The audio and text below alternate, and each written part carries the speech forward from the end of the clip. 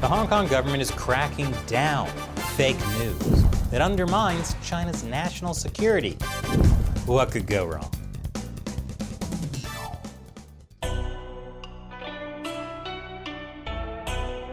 Welcome to China Uncensored. I'm Chris Chappell. The Chinese Communist Party implemented the Hong Kong National Security Law nearly a year ago, at the end of June 2020. It brought a swift end to Hong Kong's protest movement. It gave Hong Kong's pro-Beijing authorities more tools to crack down on threats to China's national security, like protesters voicing their opinions. And boy, have authorities upheld national security. But a major threat to national security remains: freedom of the press.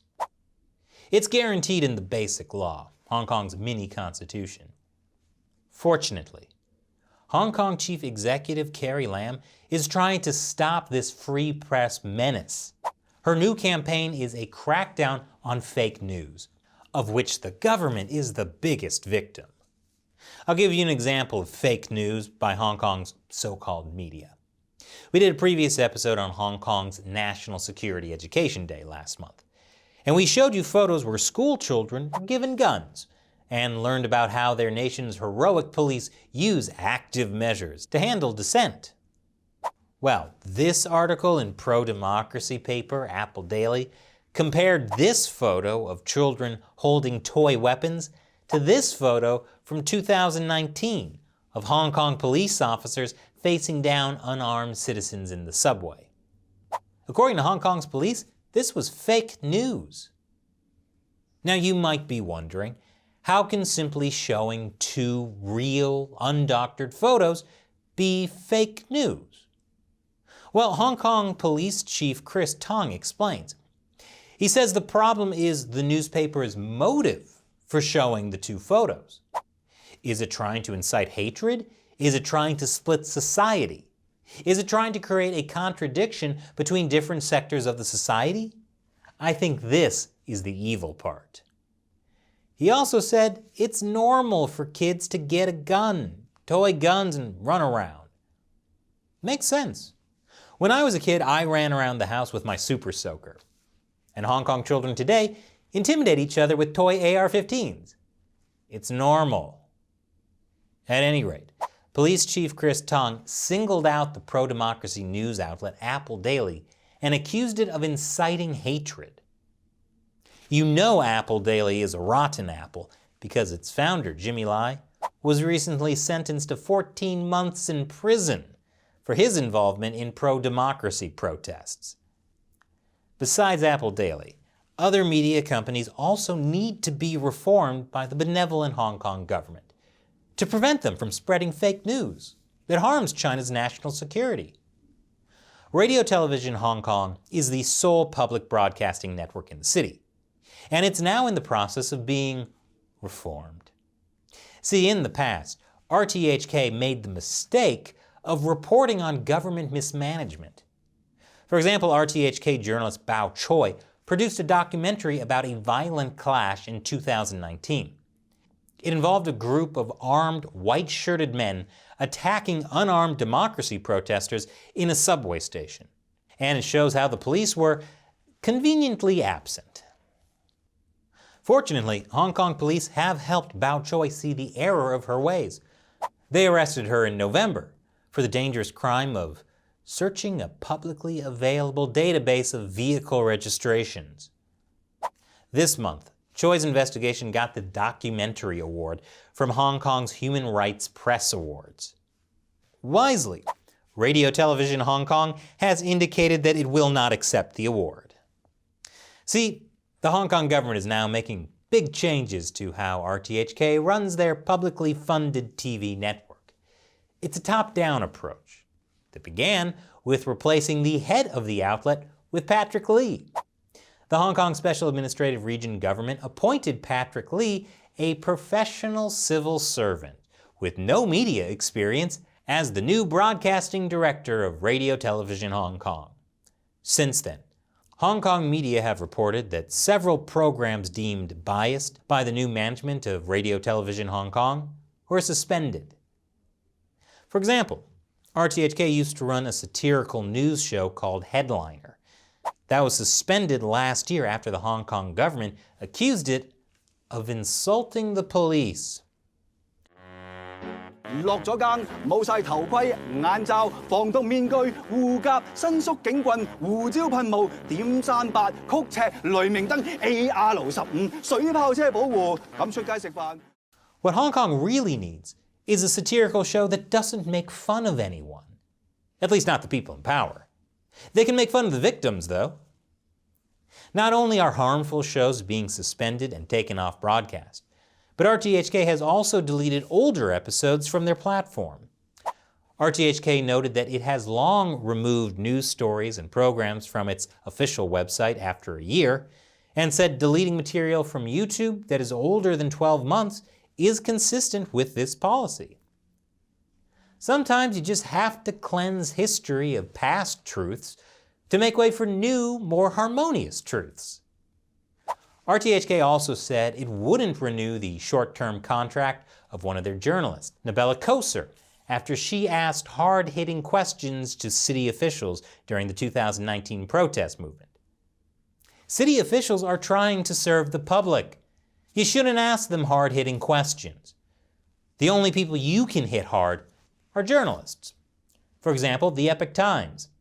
It was founded by Falun Gong practitioners and supports the pro-democracy movement. It refuses to publish the Hong Kong government's harmonious truths, and it consistently slanders the great, glorious Chinese Communist Party. Fortunately, the people of Hong Kong took action against the Epoch Times. For example, in April, these heroic men, who definitely have no connection to the Communist Party, totally of their own accord broke into the Epoch Times printing press in Hong Kong and smashed their equipment with sledgehammers. That didn't teach the Epoch Times a good enough lesson, though. They vowed to never give up. Which is why last week, an unidentified attacker, again with absolutely no proven connection to the Communist Party, beat up one of their journalists with an aluminum bat. But after recovering in the hospital, the Epoch Times journalist told us she also plans to never give up. What a menace to society. That's why we interviewed her on our podcast, China Unscripted. That episode was published today. Is there no way to stop these dangerous people? I'm referring to the journalists, of course. Tackling fake news is becoming a big challenge for the Hong Kong government. It's a major item on Chief Executive Carrie Lam's agenda. She wants to pass a law banning it, but that could be tricky. The fake news law needs a lot of research, especially how overseas governments are tackling this increasingly worrying trend of spreading inaccurate information, misinformation, hatred, and lies on the social media. Hillary Clinton said the same thing that week. I wonder if she has any advice.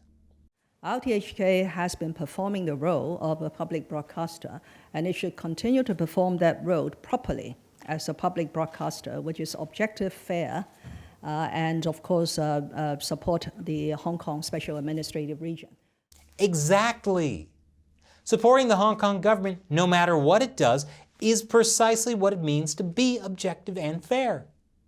And to ensure RTHK is objective and fair in all its programming, Carrie Lam has installed herself as the new main host of a new show on RTHK, where she can objectively interview all her supporters. The show is called The Election Committee Subsector, Overview from All Aspects. Thrilling! And now it's time for me to answer a question from you, a fan who supports the show through the crowdfunding website Patreon.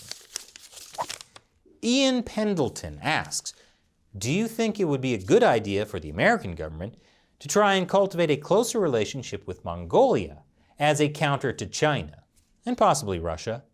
Or would the risks for Mongolia be too great for them to take the chance? Good question, Ian. Mongolia is a huge country in terms of land area. It's the size of Alaska. But its population is tiny, just 3 million people. That's about the size of Brooklyn, with a much smaller GDP.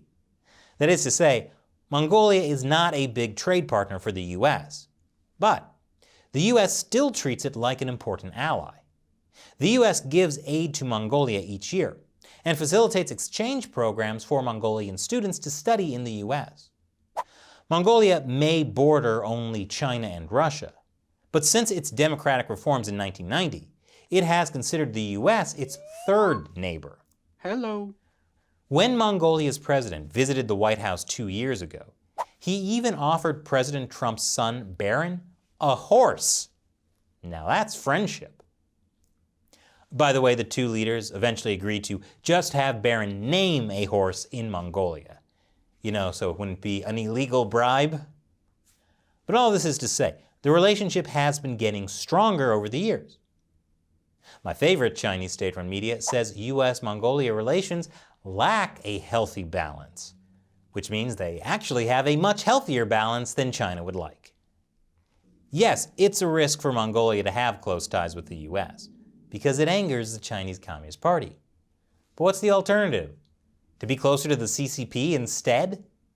That would be a much bigger risk for the future of Mongolia. Thanks for your question, Ian.